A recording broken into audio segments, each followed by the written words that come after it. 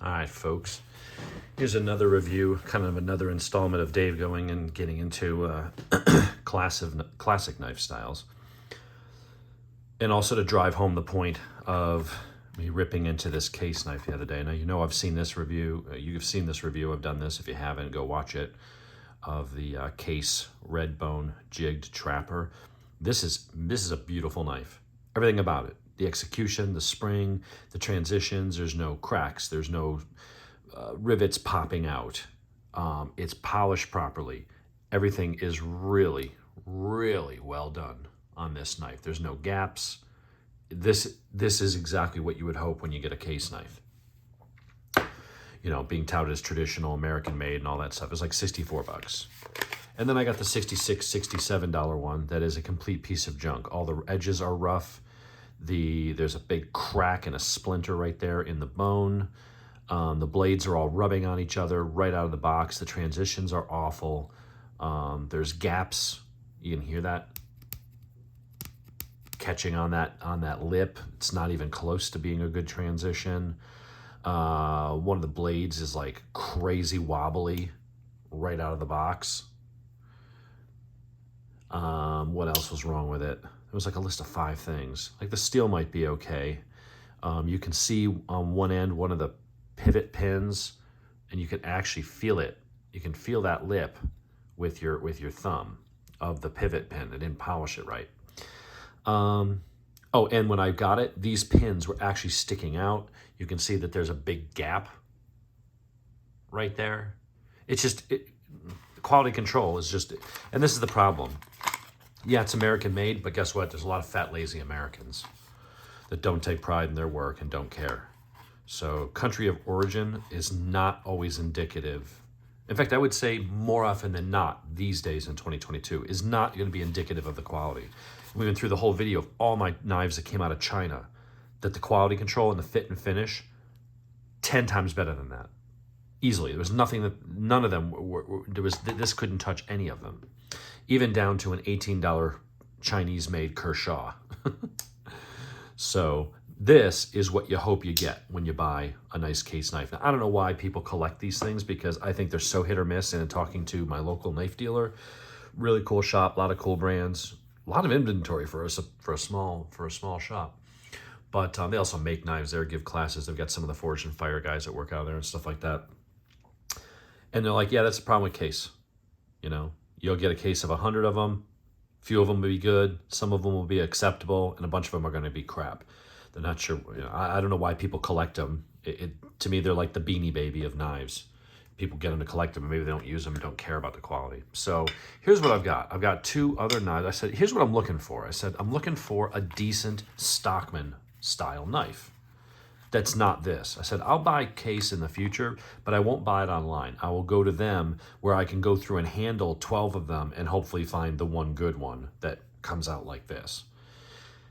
He's like, well, we got some sales going on, and he's like, check this out. So I've got 2 Rough Riders. I'm going to start with the super cheap one. This was $18. It's in a nice container. That's actually magnetic. And I'm like, dude, how could that be a good knife for 18 bucks? Anyway, he's like, just check it out.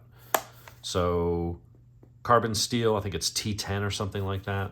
Don't know much about that steel, but whatever. It's a pocket knife. You know, I'm not a steel snob where everything must be Elmax, or I shan't touch it. I won't soil my whatever. In my head, I'm thinking a lot of knife guys sound like comic book guy from The Simpsons. What it is a inexpensive, better carbon steel than some knives, but it seems to be fine. It's highly polished and all that. Micarta handles, nickel silver bolsters. You've got a clip point, and like a Stockman should have, we've got your spay blade. And there's a little tiny bit of rubbing on that. And maybe that's something that is inherent to Stockman's, because you got 3 blades in a small place. I'd almost rather have the knife a little bit wider so that the blades don't have to have that. Because you notice on the Stockman, the blade looks like, oh my God, the blade's bent. Well, yeah, it has to be so that it can fit in between those other 2 knives. So I wouldn't mind having a little wider, but really nice and sharp, nice point. So I've got my, Sheep's foot blade.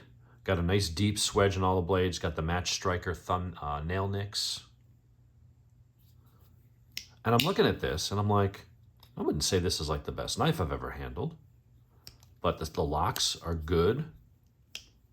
All of them have half stops. Action is tight. It seems well constructed. The transitions are way better than that case. And it looks like it was actually put together properly. Now, I don't know how this is going to hold up to any kind of hard use, but out of the box, he's like, you would be really surprised. They're tremendous value for the money. And he's like, and we've got some of their reserve lines for half off. So this one was a $60 knife I got for $33 or something like that. But in any case, other than having a little stain there, which I think I could get off, I think that's just probably some of the polish from that jeweler's rouge that they used to polish that blade. But it's I mean, the edges are nice and sharp. Yeah, nice, sharp, workable edges. Feels good in the hand. This feels more like that. And I'm amazed that you can get this for $18. It's a nice little knife. It may not win any beauty contests. I'm not crazy about, some of the styling on that. I like it more plain and simple. But for $18, China, shame on you, Case, for letting that one out the door. If someone else can put out a knife that has much better fit and finish like this for $18 in a nice package, I don't understand why American company can't do that. So let me go to the Reserve. Reserve comes in a nice little tin, some silica gel and stuff in there. Got a rubber band. We got a microfiber. So Rough Rider, which has a lifetime warranty, has their new kind of upscale models. And I saw this, and I was going to buy this when it was $63 or $66 or whatever. I was like, oh, I'll get that and the cheap one. And he's like, did you read the sign in front of it? I'm like, no. I was like, oh, everything's half off. They're basically, they got a ton of them. They're selling them at cost. I'm like, oh, right. So this one, even higher state of polish. It's a different emblem. This is some kind of, I don't know what that is. If that's wood, ebony, I'm not sure. I'll have to look up the specs on it. But feels substantial. We've got a larger clip style blade, actually a good sized blade with that dropping point there with the swedge. So really good for if you have to get in and cut something like that. It's also got a swedge on the whatchamacallit, the sheep's foot blade. Nice and sharp. Ooh, that's really sharp, right down to the point. And then you go to the Stockman third blade, and instead of a spade, you got that. And I saw that and I'm like, you know what? That's cool. That's useful. Because I like this, I like the style of the Stockman. And it's nice to have different blades for different purposes, just like I have the Trapper. And it's also good to have as a backup blade. You break one, you dull it, boom, pull out the other blade, keep cutting, keep doing what you got to do. And so I like that Stockman idea, just like I like the Trapper. But in reality, I guess having 3 blades, I mean, it's nice here on the Trapper because you've got your nice detailed, sharp, more precision cuts.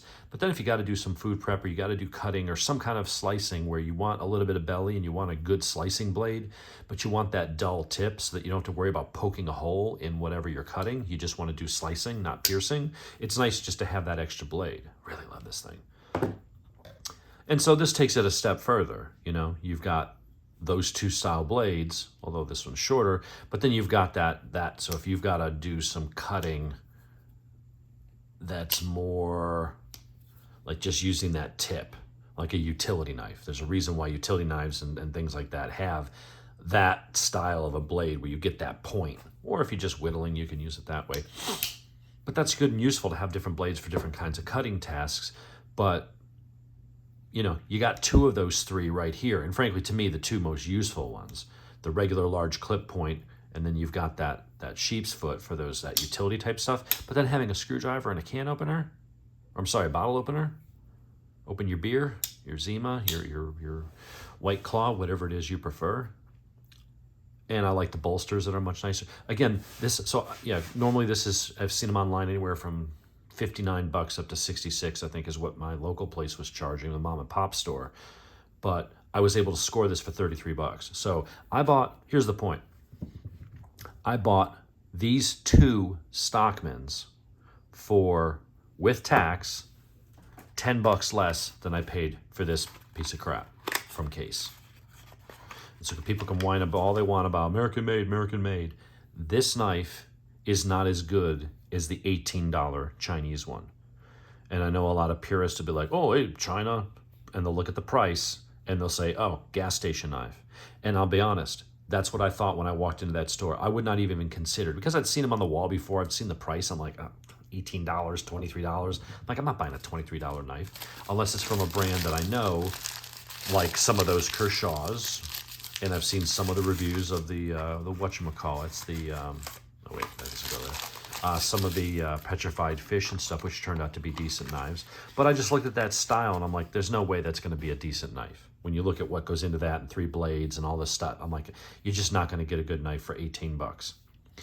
And now I feel kind of stupid because that's actually a decent little knife. That's a great value. It looks nice. It seems strong. I don't know about the T10 steel. It's a carbon steel, you know. But these are all D2. That is a decent working tool steel. And in my case, $33.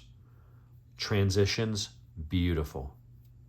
The pins, perfectly set. I didn't have to reseat the damn pins.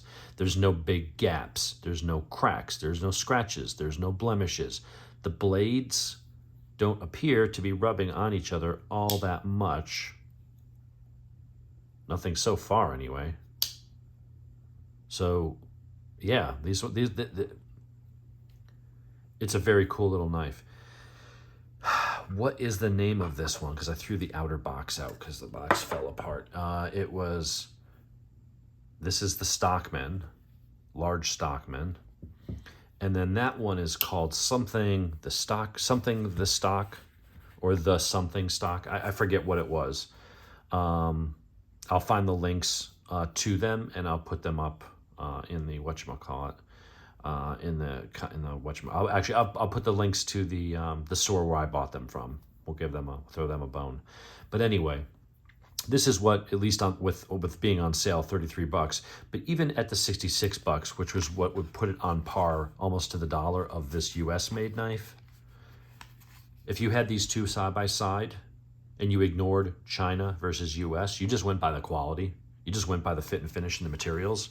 There's no way you'd choose that piece of crap Case knife. I'm still waiting to hear back from them. I sent them a customer service an email with displaying my displeasure at their product, and that was on Wednesday or Thursday. It's now Saturday, and I haven't heard anything from them. But in any case, this Rough Rider Reserve, it's a pretty impressive knife. That feels on par. The fit and finish and the execution, the way that it's put together, the way that it's all polished properly, the way the transitions and everything are seamless, that is on par with this Case strapper. And that's what I was hoping for, was to find a Stockman of comparable quality. Roughly the same size, roughly the same weight. This has whatever their True Sharp, stainless steel. This is D2. D2 may even be better than the Case steel. I don't know.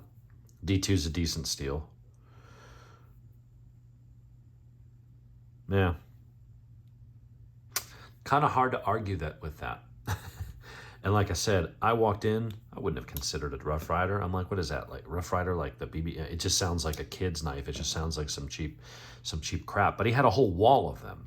He's like, we sell these. He's like, they're decent little knives. And once I played with it, I was like, yeah, for 18 bucks, I will absolutely get that knife. No, yeah, why not? It's $18. It's nothing. And then I saw the Reserve one, and I'm like, you know what? Give me both. That swedge is actually almost sharp. Like, that would be a good piercing tip. Now, this isn't sharpened, but it's not just narrowed. It's actually almost to an edge. You could sharpen that if you wanted, but I wouldn't recommend it. But for 18 bucks, man, that is pretty cool. Nice strong springs, nice snappy action. But this is the one that I'll probably end up carrying more because it's that much nicer, and that's more useful, I think, than just having a third blade. I like having 2 blades, but at some point you're like, okay, how much is enough blades? Am I going to dull or break them all? I'm going to end up carrying that one today. So there you go, Rough Rider. So Case, if you're watching, I know you're not, but I'm just going to say it anyway. If you're watching, this is how you build a knife. Train your people or move to another part of the country. Get workers that know what they're doing and care about what they're doing. Because just the fact that they can say, I'm American, doesn't mean anything. Doesn't translate into their product.